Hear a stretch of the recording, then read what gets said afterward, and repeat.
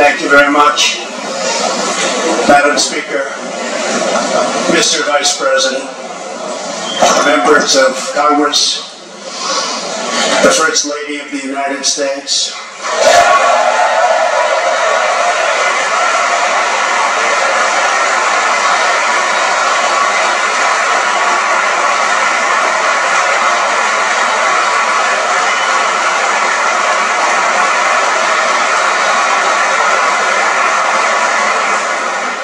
And my fellow Americans, we meet tonight at a moment of unlimited potential.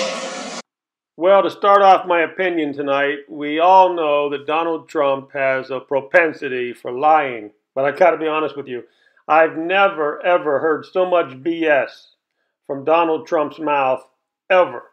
He officially turned into a lying career politician tonight on the 2019 State of the Union speech. Let's continue. The agenda we'll lay out this evening is not a Republican agenda or a Democrat agenda. It's the agenda of the American people.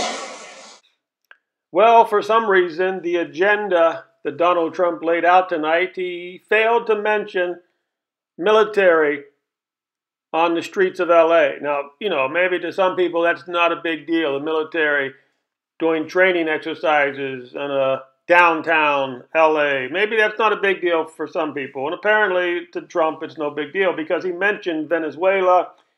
He mentioned women and, in white floozy outfits. He mentioned a guy by the name of Irving. He mentioned Kardashian's friend. He mentioned Iran. He mentioned this. He mentioned that. But nothing on American military troops downtown LA. That was kind of funny, I thought.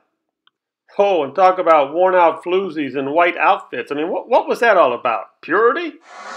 Victory is not winning for our party. Victory is winning for our country. I mean, what the hell? Is this some sort of high school pep rally or something?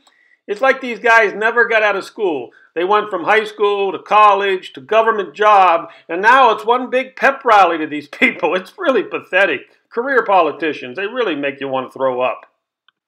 Well, at this point in the speech, there's still no mention of military troops on the streets of LA, but he did go rambling on about World War II for quite a long time. And I think, is there anybody still alive from World War II? Well, apparently there are, and you're going to get to see a couple of them.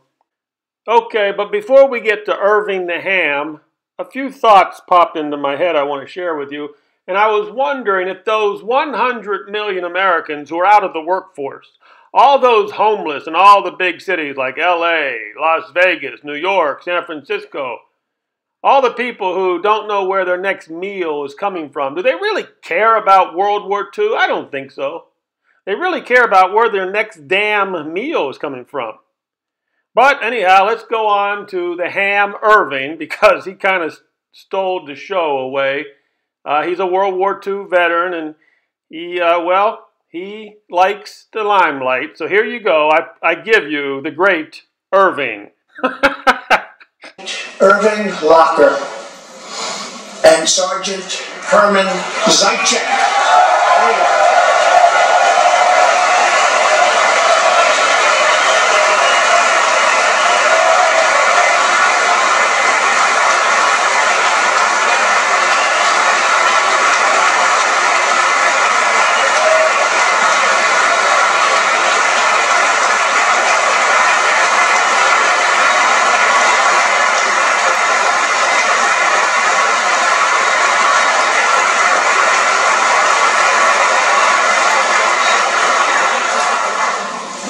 Gentlemen, we salute you. Still no mention of the military on the streets of LA, but he did say, Irving, you're a bigger ham than I am.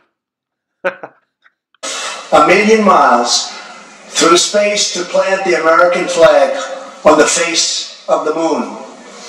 Half a century later, we are joined by one of the Apollo 11 astronauts who planted that flag, Buzz Aldrin.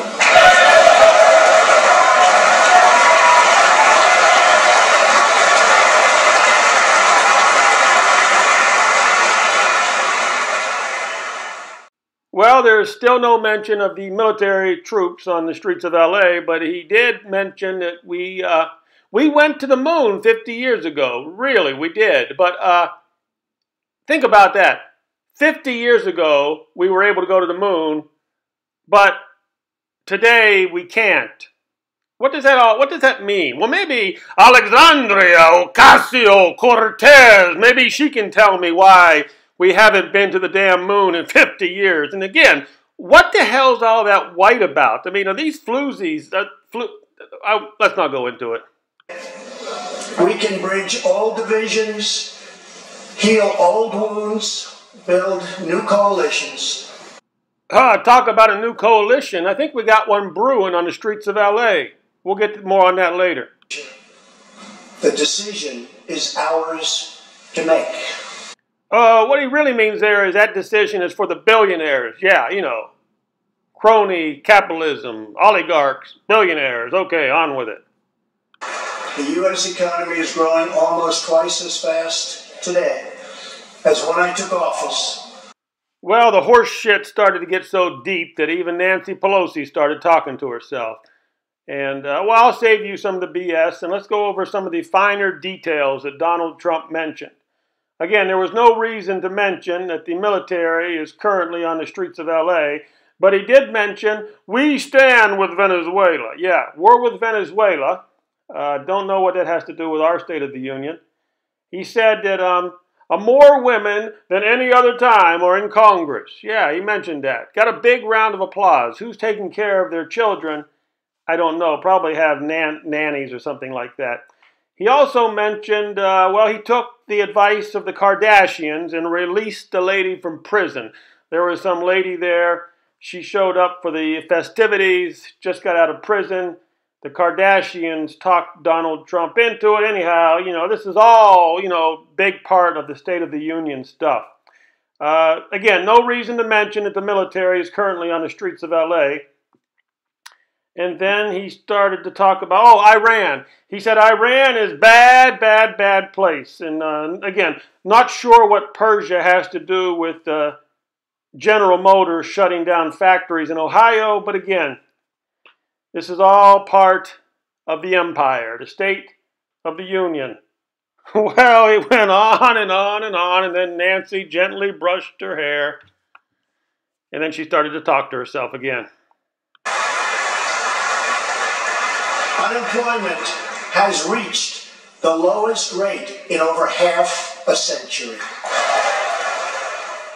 I told you the bullshit got deep. I mean, he failed to mention that if you've given up hope, if you stop looking for work, if you're no longer on the unemployment list, you're not counted as unemployed. You know, it's called doctoring up the numbers. Talk about doctoring up the numbers. Here's another one. 157 million people at work.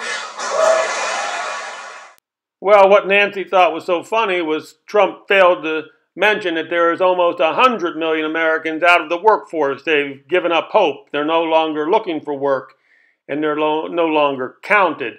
You do the math. 150 at work and 100 million out of work. I mean, that means the unemployment numbers are actually pretty damn huge. We eliminated the very unpopular Obamacare individual mandate penalty. Well, there's another happy camper. He probably just got back from LA. Did I mention that the military are on the streets of LA? Did I mention that? Because Trump did not. Companies are coming back to our country in large numbers, thanks to our historic reductions in taxes and regulations. Well, he did not actually mention the names of those companies, but I'll remember this. If Donald Trump says it's true, well, you know, it's true. And he also failed to mention that, well, General Motors is shutting down factories in Ohio and going to Mexico and China. Yeah, well, Well, the virgins in white and Nancy Pelosi started to get a little bored and impatient, so back to the pep rally we go.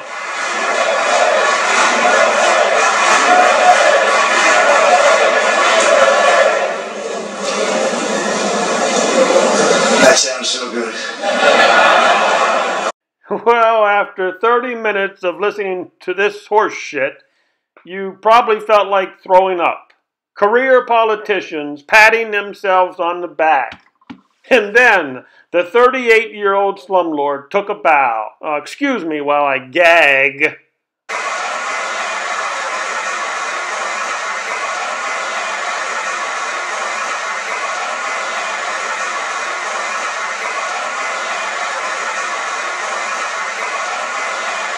Well, you had enough already? I don't blame you. Okay, well, they closed out this spectacular American State of the Union Empire speech by profusely talking about the foreign country that controls Donald Trump, Nancy Pelosi, the Senate, the Congress, and quite frankly, they control every politician out there. Good night, suckers.